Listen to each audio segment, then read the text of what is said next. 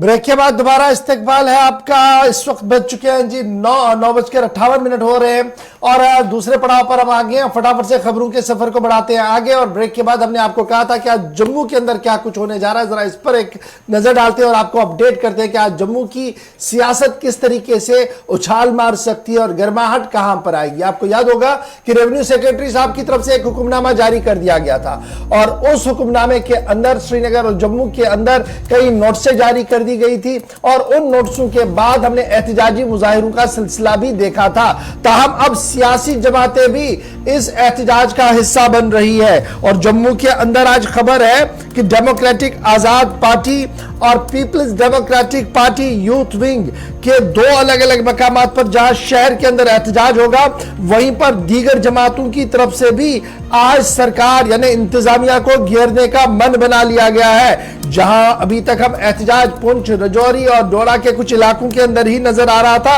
अब यह एहतजाज की लहर जो है वो जम्मू शहर के अंदर भी देखने को मिलेगी। और रेवेन्यू हुक्काम के खिलाफ जो फैसला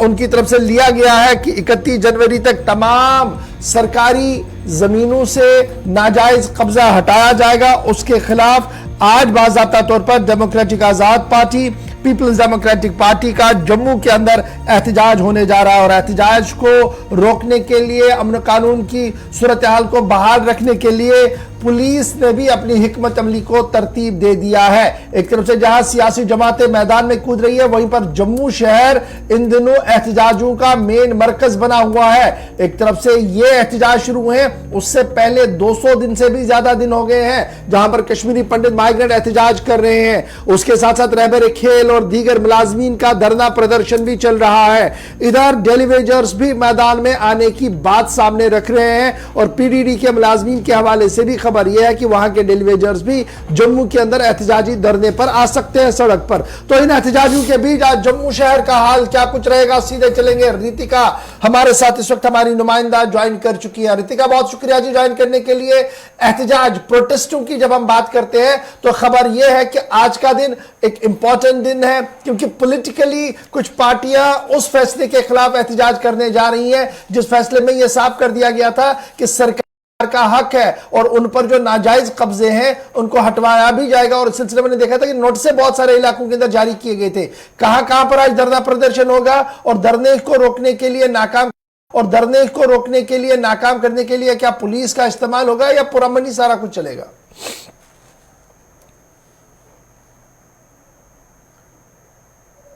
जी बिल्कुल, आपको बता देना चाहते हैं कि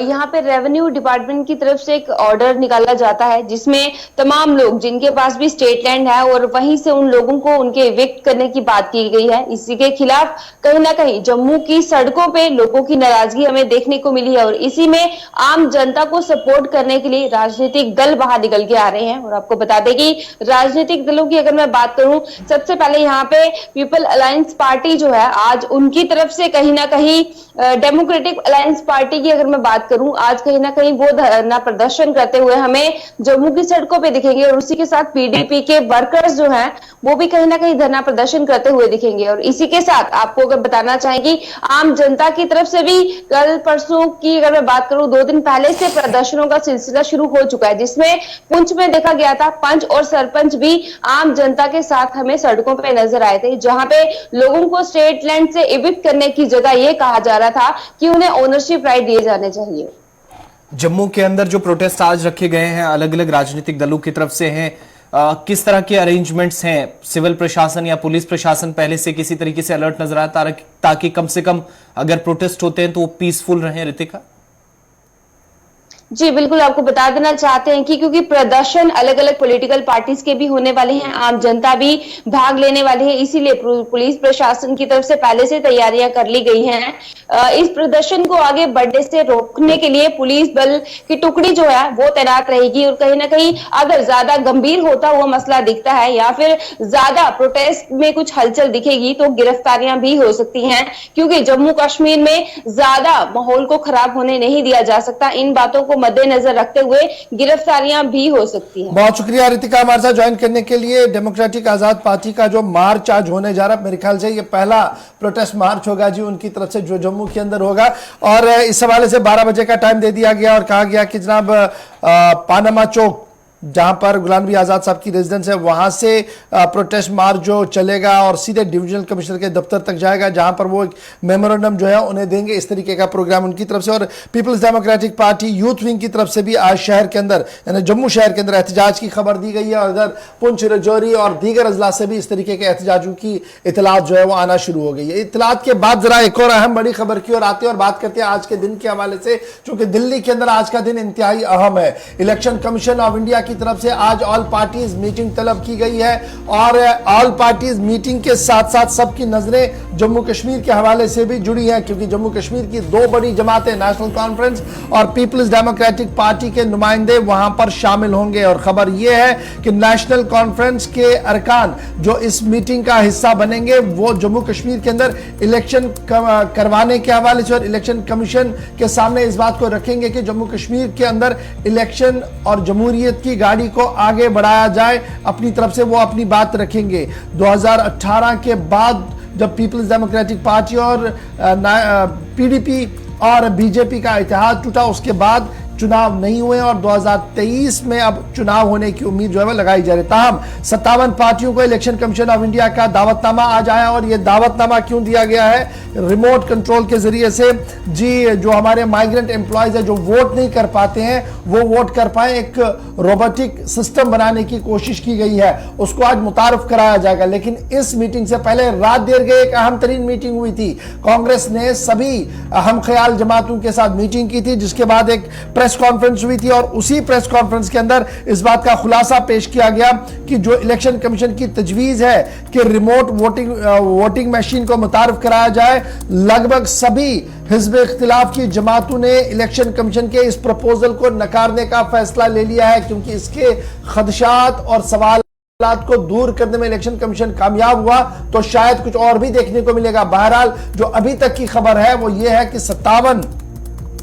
रीजनल पार्टियां जिन्हें दावतनामे दिए गए उनमें अक्सर जमातें इलेक्शन कमीशन के इस फैसले के खिलाफ होंगी, जिसमें रिमोट वोटिंग मशीन को मुतारफ कराने की बात होगी। याद रखिएगा कि 10 रियासतों के अंदर साल 2023 में इंतखाब होने हैं और रिमोट वोटिंग मशीन का इस्तेमाल वहां पर होगा, लेकिन ये किस तरीके से होगा, कई सवाल कल जो है वो पूछे गए हैं। इधर ये तो बात थी मीटिंग के हवाले से, लेकिन जब इंतखाबात जम्मू कश्मीर की बात करते हैं, जहां ये खबर हम आपको बता रहे हैं कि नेशनल कॉन्फ्रेंस के शमी ओबराय और उनके साथ जो टीम है वो जरूर अपनी बात इलेक्शन कमीशन के सामने जोर के साथ रखेगी कि यहां पर इंतखाबात कराया जाए, जम्मू कश्मीर के अंदर इंतखाबात कराया जाए, और उस मांग की हिमायत के अंदर ममता बनर्जी, टीएमसी के नुमाइंदे भी सामने आएंगे, आम आदमी पार्टी भी सामने होगी, और दीगर जमातें भी इस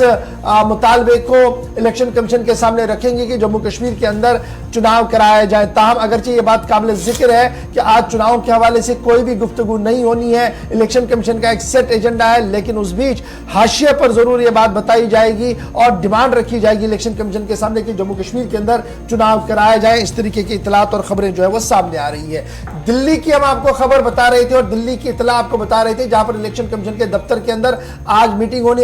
रही है, वहीं पर दिल्ली के अंदर ही आज एक और अहम मीटिंग हो रही है, और यह मीटिंग हो रही है भारतीय जनता पार्टी की। भारतीय जनता पार्टी का 2 रोजा इजलास आज से शुरू हो रहा है, और इस 2 रोजा इजलास के अंदर वजीर आजम आज भी मौजूद रहेंगे और कल अपने इख्तितामी कलमात से मीटिंग को क्लोज करेंगे। एनडीएमसी कन्वेंशन सेंटर के अंदर आज और कल ये मीटिंग होगी, और जम्मू कश्मीर से 1 दर्जन से ज्यादा लीडर रात देर गए ही दिल्ली पहुंचे हैं, जो थोड़ी देर में एनडीएमसी सेंटर पहुंचेंगे, जहां पर आज और कल भारतीय जनता पार्टी की नेशनल एग्जीक्यूटिव का इजलास शुरू होने जा रहा है। 2-3 चीजें बड़ी इंपॉर्टेंट है। एक, ये जो 10 रियासतों के अंदर इंतखाब है, अगर जम्मू कश्मीर भी हुई तो ये 11वीं रियासत यूटी होगी जहां पर इंतखाब होगा। एक, इस हवाले से हिकमत अमली को तरतीब देना है। दूसरी बड़ी बात जो एजेंडा है वो ये भी है कि जेपी नड्डा साहब का टेन्योर खत्म हुआ है, उसको कैरी ऑन करवाना है, वो भी नेशनल एग्जीक्यूटिव का हिस्सा है। और तीसरी बात यह है कि 2024 के चुनाव के अंदर किस तरीके से पार्टी उतरेगी, मुद्दा क्या रहेगा, किस तरीके से काम किया जाएगा, पार्टी कार्डर और स्टेट्स के अंदर क्या कुछ काम करना होगा, उस हवाले से भी हिकमत अमली को तरतीब दिया जाएगा। इधर सबकी नजरें जम्मू कश्मीर के हवाले से भी आज की मीटिंग पर है, क्योंकि उम्मीद ये लगाई जा रही है कि जो थोड़ी देर पहले Bharatiya Janata party core group का इजलास पहले होगा, जिसमें एजेंडा को तरतीब दिया जाएगा, उसमें जम्मू कश्मीर को भी जगह मिलेगी और बीजेपी की तरफ से भी यह मांग रखी जाएगी कि जम्मू कश्मीर के अंदर इंतखाबी बिगुल बजाया जाए ताकि इंतखाबात कराए जा सके। इस तरीके की बातें जो है वो सामने आ रही है। इधर वजीर आज़म के हवाले से हम आपको यह भी बताते चले कि जहां वो नेशनल एग्जीक्यूटिव का हिस्सा बनने जा रहे हैं, वहीं पर 2026 के हवाले से मंत्र भी वो बताएंगे। लेकिन आज ट्रैफिक रेस्ट्रिक्शंस भी बाद सपहर यानी 3 बजे के बाद दिल्ली के अंदर आपको देखने को मिलेगी, क्योंकि दिल्ली के अंदर भारतीय जनता पार्टी की एक तरफ से मीटिंग हो रही है, वहीं दूसरी तरफ से वजीर आज़म साहब का बाज़ाब्ता तौर पर रोड शो भी आज हो सकता है। और उस रोड शो को देखते हुए जहां से वजीर आज़म साहब ने गुजरना है, वहां से ट्रैफिक एडवाइजरी जो है वो जारी कर दी गई है। 16 जनवरी के हवाले से 3 बजे के बाद जो ट्रैफिक एडवाइजरी जारी कर दी गई है वो हमारे सोशल मीडिया प्लेटफॉर्म पर है, वहां पर से आप देख सकते हैं। यानी 2 बड़ी मीटिंगें, एक इलेक्शन कमीशन के दफ्तर में और दूसरा एनडीएमसी कन्वेंशन सेंटर दिल्ली के अंदर, जहां पर 2 रोजा इजलास थोड़ी देर में भारतीय जनता पार्टी का शुरू होगा। जम्मू कश्मीर के हवाले से भी ऐलान मुतवक्का है।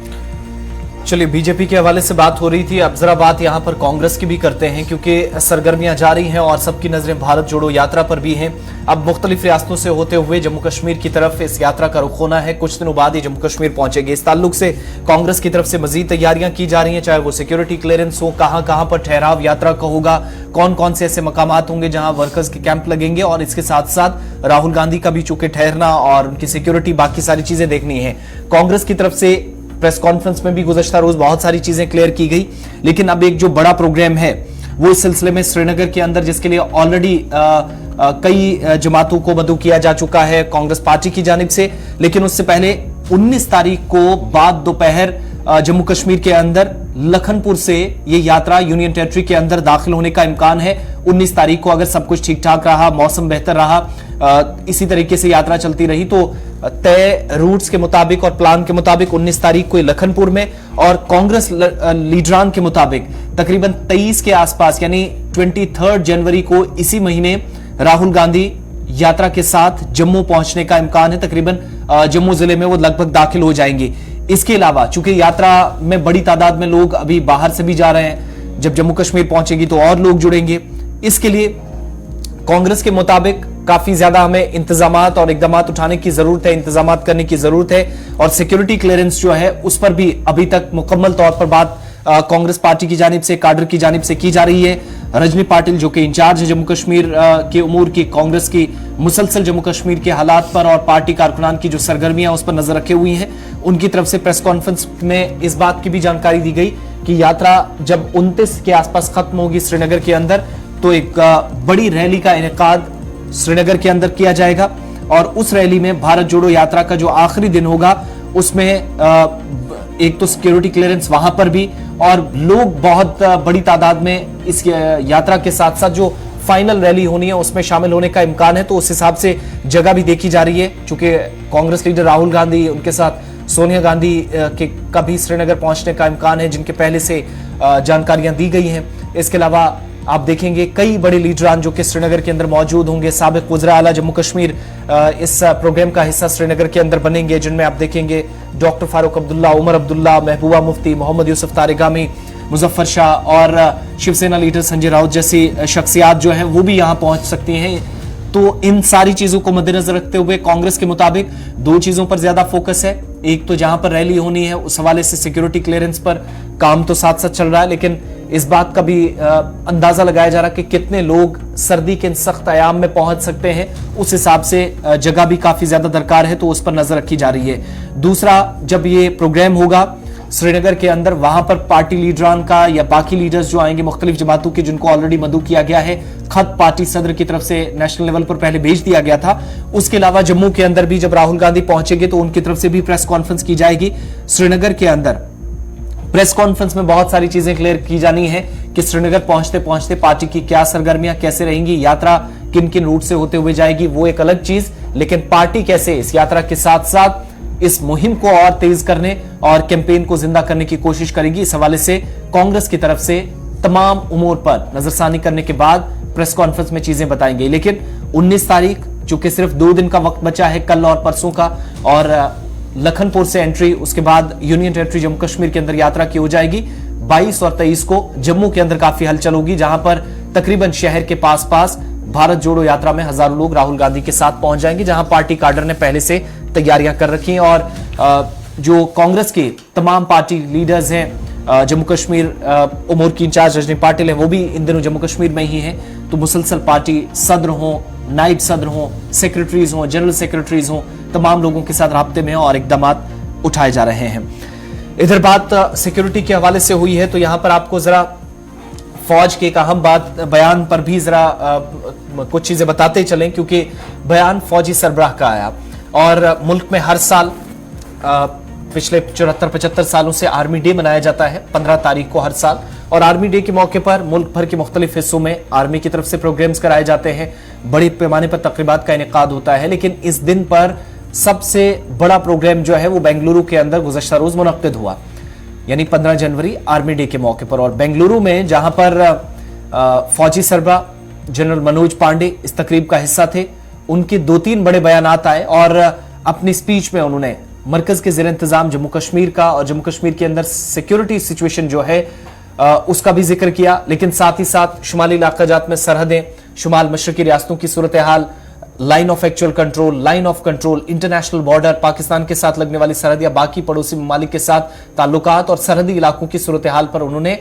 पॉइंट टू पॉइंट, ज्यादा लंबा तो नहीं खींचा लेकिन एक एक करके इशारों में बहुत सारी बातें उन्होंने कही और बगैर नाम लिए, पाकिस्तान का बराह रास्त नाम लिए, उनमें कहीं ना कहीं तनकीद भी पाकिस्तान की। 2 बड़ी बातें इसमें, एक तो ये कि मौजूदा वक्त में सरहदी सलामती जो है वो काफी हद तक बेहतर हुई है। आर्मी डे के मौके पर वो जब खिताब कर रहे थे और फौजी सरबराह के मुताबिक कि तशद्दुद के जो मुसलसल वाकयात माजी करीब में बढ़ते हुए हम देख रहे थे, वो सिक्योरिटी कम से कम इतनी बेहतर हुई है कि बहुत हद तक कम हुए हैं। और मुस्तकबिल में जंगी सूरत हाल बनती है, किसी भी तरीके से कोई सिचुएशन होती है तो फौज इस तरह के तमाम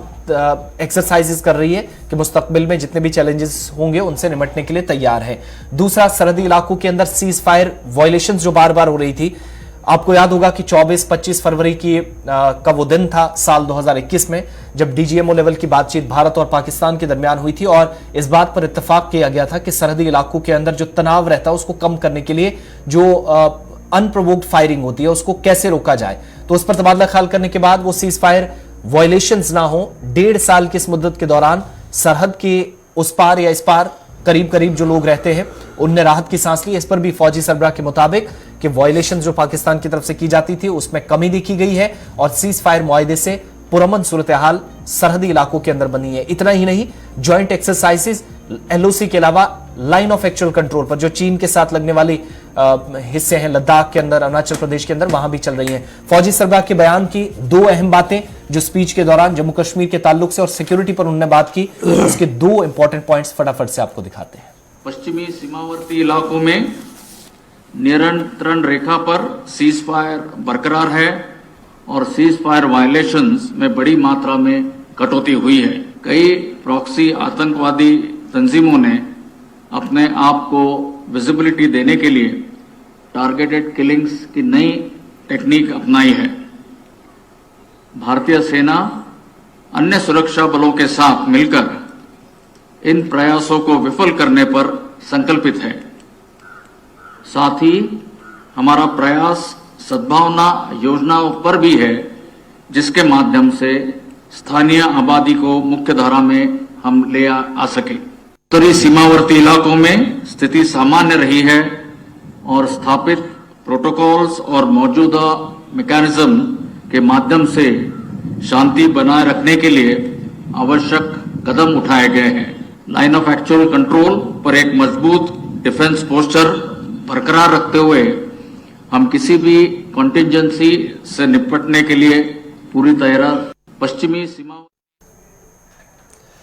चलिए जनाब, आर्मी चीफ को आप देख रहे थे और सुन रहे थे जो बता रहे थे कि हर एक सूरत हाल से निपटने के लिए सेना तैयार है। लेटेस्ट गैजेट्स इक्विपमेंट्स भी दिए गए हैं, सरहद पर नजर रखी जा रही है और चीन पर भरोसा नहीं किया जा सकता। बढ़ते हैं जी आगे, बात जरा जम्मू कश्मीर के बड़े फैसले की करते हैं। जम्मू कश्मीर इंतजामिया ने एक और बड़ा फैसला लिया है और यह बड़ा फैसला वुकला के हवाले से लिया गया और पिछले कई महीनों से लगातार इस पर गुफ्तगू भी हो रही है। सरकार बाज़ाब्ता तौर पर Jammu Kashmir advocate welfare fund का ऐलान कर चुकी है और बाज़ाब्ता तौर पर इसमें ऑर्डर्स को जारी कर दिया गया है और माना जा रहा है कि इस कदम से जो वुकला पिछले कई सालों से काम कर रहे हैं, चाहे हाई कोर्ट के अंदर है, लोअर कोर्ट के अंदर है, लेकिन माली मामलात और माली परेशानियों की वजह से वो काफ़ी तंग है, उन्हें थोड़ी सी राहत मिलेगी। दूसरा ये है इस Jammu Kashmir advocate welfare fund के कि जो अभी तक कुछ मखसूस लॉबियां श्रीनगर और जम्मू के अंदर काम कर रही थी, उन लॉबियों को खत्म कर दिया गया है और जो प्रमोट करते थे इंतहा पसंदी और दहशतगर्दाना कार्रवाइयों को वकीलों की बेस में, उनके लिए भी अब वो सारा निजाम खत्म हो गया है। लेकिन अब इस नए इतलाक से, इस नई बात से जो Jammu Kashmir advocate welfare fund सामने रखा गया है, कई वुकला सरकार के इस फैसले से खुश नजर आ रहे हैं, वेलकम कर रहे हैं और कुछ वकीलों की तरफ से बाज़ाब्ता तौर पर इस पर सवाल भी उठाए जा रहे हैं। कुछ लोगों का मानना है कि जानबूझकर इस तरीके के हालात बनाए जा रहे हैं जो जो अभी अदालतों के अंदर वुकला के सामने रखे जा रहे हैं और ये तफर्रुकबाजी का एक और हिस्सा बन सकते हैं। लेकिन कुछ वकीलों का यह मानना है कि Jammu Kashmir advocate welfare fund scheme जो है अब इसका सही इस्तेमाल होगा, क्योंकि कमेटियां आज खुद फैसला लेंगी, न कि किसी एक दो आदमी की पास ये सारा मामला चला जाएगा। फंड्स के हवाले से बाज़ाब्ता तौर पर ये जो नई स्कीम मुतारफ कराई गई है, 5 जनवरी को secretary to government department of law justice and parliamentary affairs की तरफ से ऑर्डर जारी कर दिया गया है, जिस ऑर्डर के अंदर यह कह दिया गया है कि हुकूमत ने एडवोकेट वेलफेयर कमेटी के कयाम को हरी झंडी दे दी है और वेलफेयर कमेटी ने बाज़ाब्ता तौर पर सेक्रेटरी जो बार काउंसिल जम्मू कश्मीर के होंगे वो इसको बाज़ाब्ता तौर पर कॉन्स्टिट्यूट करेंगे और जब तक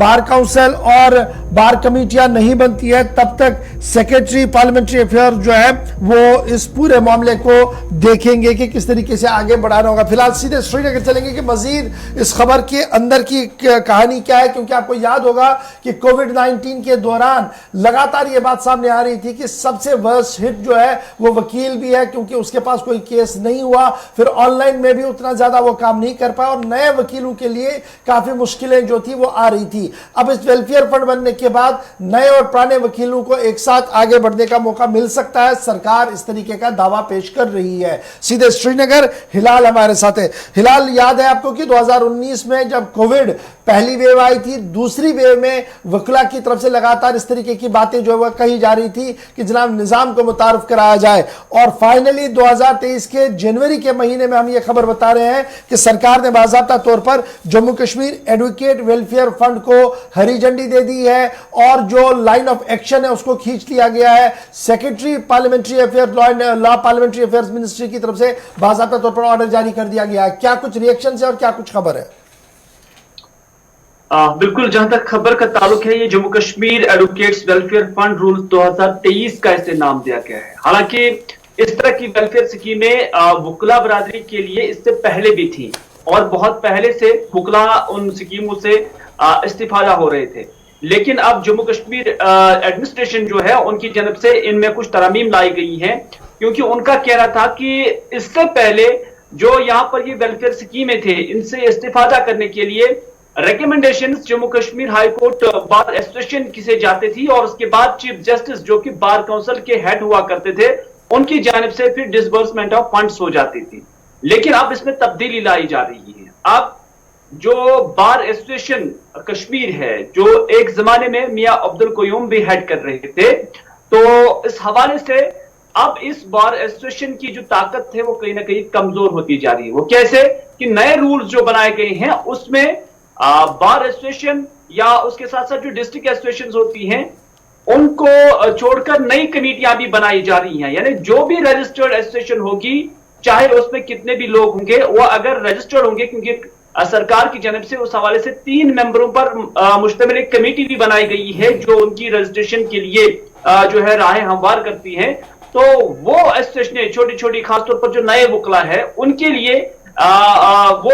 वकला अपने लिए इससे काफी मुफीद समझते हैं, और उनका कहना है कि अब सालाना जो वेलफेयर फंड होगा, चाहे कोई बीमार होगा या किसी को एक्सग्रेशिया की जरूरत होगी या कोई और चीज की जरूरत होगी, तो उसे इन वेलफेयर स्कीमों के जरिए जो है फायदा मिल सकता है। तो इस तरह से नए रूल्स के तहत नई बॉडी भी तश्कील दी जा सकती है, और अब Jammu Kashmir high court bar association जो थी, अब उनकी रिकमेंडेशन जो है वो इसके लिए जरूरत नहीं पड़ सकती है। तो इस तरह से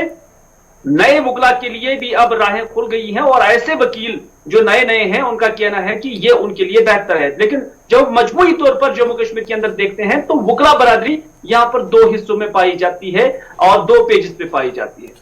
लेकिन हिलाल, ये जो कहा जा रहा है कि इन नई तब्दीलियों से अब ये होगा कि अलहदगी पसंद या दहशतगर्दी के जो हामी वकला थे, अगर इस तरह का कोई ग्रुप था जिन पर उंगलियां माजी करीब में उठती रही हैं, उनके खिलाफ भी कार्रवाई होगी, और अगर कोई फरोग देने की कोशिश करता था, किसी तरीके से कोई राब्ता था, उन पर भी कार्रवाई होगी। वो कैसे? देखिए, इससे पहले जो बार एसोसिएशन थी ये उन्हीं पर इल्जाम लग रहे थे कि वो इन फंड्स का गलत इस्तेमाल करते थे। अब चूंकि गवर्नमेंट नई बॉडीज बना रही है, नए जो है ट्रस्टीज बना रही हैं, तो अब जो ताकत थी बार एसोसिएशन की वो नेचुरली कम हो जाएगी। तो उस लिहाज से अगर देखा जाए तो अब सरकार ने उस कश्मीर बार एसोसिएशन को बाईपास करते हुए कानूनी तरीके से अगर देखा जाए तो नई कमेटियां जब सामने आ जाएंगी तो अब ये इख्तियारत उन्हीं को होंगे। अब उन्हें उन सिफारिशात की जरूरत नहीं पड़ेगी। अब चाहे अनंतनाग के अंदर हो, कुपवारा के अंदर हो, बडगाम के अंदर हो, बारामूला के अंदर हो, जहां पर भी कोई वकला की बाड़ी है वो अगर रजिस्टर्ड है तो उसके बाद उनकी रिकमेंडेशंस पर वह अपने इलाके के जो वकला है उन्हें इन स्कीमों के दायरे के अंदर ला सकते हैं। बहुत बहुत शुक्रिया हिलाल अहमद साहब ज्वाइन करने के लिए। सरकार ने जो फैसला लिया है जी उसके तहत ये एस्टैब्लिश किया गया है अब जम्मू कश्मीर के अंदर के एडवोकेट वेलफेयर फंड, और इसको कॉन्स्टिट्यूट किया गया बाज़ाब्ता तौर पर वेलफेयर फंड ट्रस्टी कमेटी भी अनाउंस कर दी गई है जो हेड करेंगे जी advocate general union territory Jammu Kashmir के। उसके साथ साथ रजिस्ट्रार जनरल उसके मेंबर होंगे, होम सेक्रेटरी साहब इसके मेंबर रहेंगे, लॉ सेक्रेटरी साहब इसके मेंबर रहेंगे, 2 वकील नॉमिनेट किए जाएंगे जी हाई कोर्ट से, और एक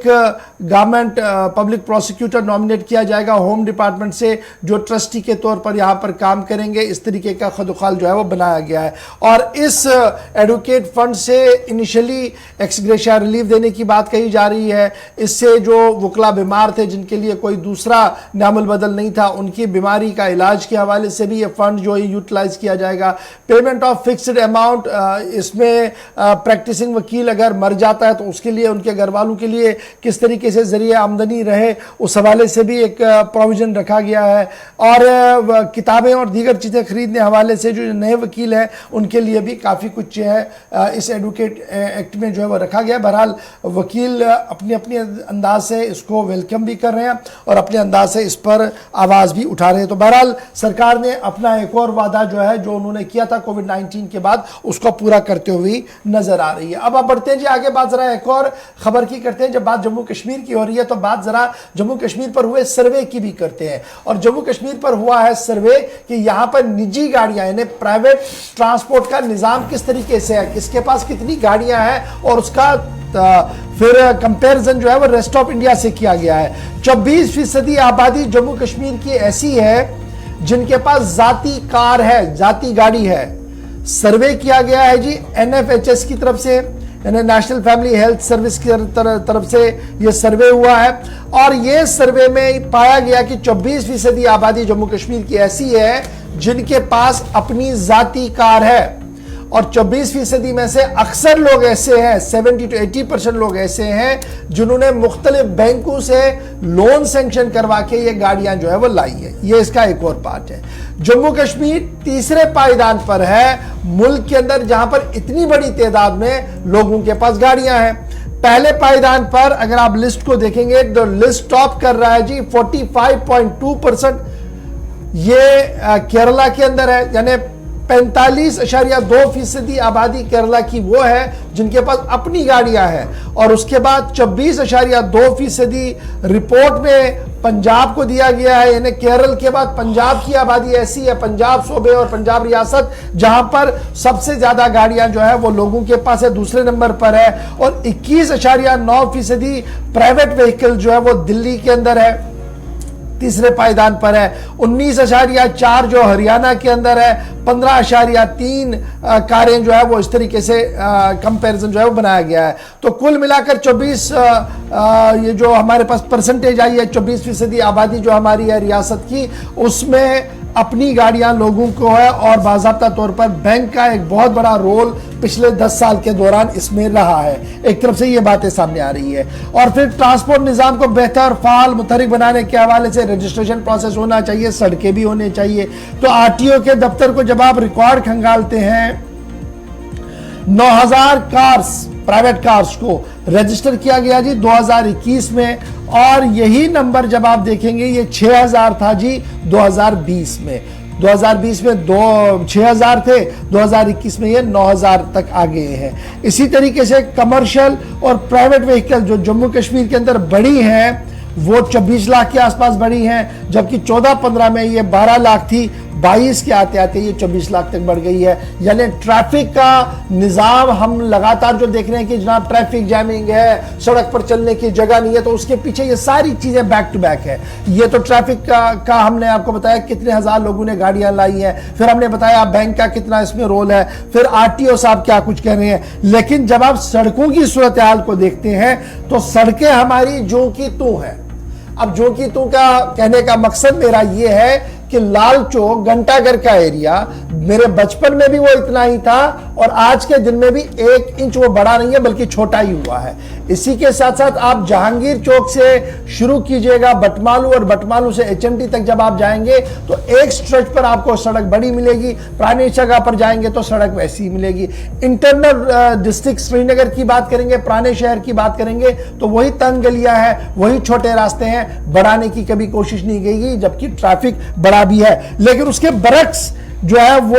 आरएनबी डिपार्टमेंट का मानना है, उनका मानना है कि वॉल्यूम जिस कदर ट्रैफिक का बड़ा है, सड़कों में एकोमोडेशन भी उतनी बड़ी है। ये सरकारी तौर पर कहा जा रहा है। अब सरकारी तौर पर क्या कुछ कहा जा रहा है वो अपनी जगह है। ग्राउंड रियलिटी ये है कि शहरी खास के अंदर अगर आपने गाड़ी लेनी है तो सोच समझ कर लेनी है कि आप जाएंगे तो रखेंगे कहां पर, नंबर 1। फिर आप गांव देहात की ओर आइए, जम्मू शहर की बात कीजिए या जम्मू के शहर के बाहर की बात कीजिए, तो सेम पिक्चर आपको जो श्रीनगर की नजर आएगी वही आपको जम्मू के अंदर भी नजर आएगी। बहरहाल खबर अच्छी है कि अपनी गाड़ियां लेने का सिलसिला तेजी के साथ बढ़ रहा है। 24% आबादी यूनियन टेरिटरी की ऐसी है जिनके पास जाती गाड़ियां हैं। और सर्वे किया है जी जनाब NFHS की तरफ से, यानी सरकारी सर्वे ही है। छोटा सा ब्रेक होगा जी, यहां पर ब्रेक के उस पार आएंगे तो बात करेंगे रेशम की। आप सोच रहे होंगे कि आज अचानक से रेशम की बात क्यों करना है, तो बताएंगे आपको थोड़ी देर में। फिर आपको यह भी बताएंगे कि हिम्मत कुमार लोहिया जो अफसर थे हमारे यहां, जेल खाना जात के डायरेक्टर जनरल थे और उनका कत्ल हुआ, उसमें क्या कुछ रिपोर्ट आई है और रिपोर्ट ने क्या कुछ कहा है, इस पर भी गुफ्तगू होगी। कुछ मजीद बातें होंगी जी, आप बने रहेंगे हमारे साथ, क्योंकि कुछ काबुल की भी बात आपको बताएंगे, अफगानिस्तान की बात बताएंगे, फिर चीन के हवाले से जो बयान आया उस पर अमेरिका का रद्द अमल है वो भी आपके सामने रखेंगे। लेकिन छोटा सा ब्रेक होगा, ब्रेक के फौरन बाद हाजिर रहेंगे।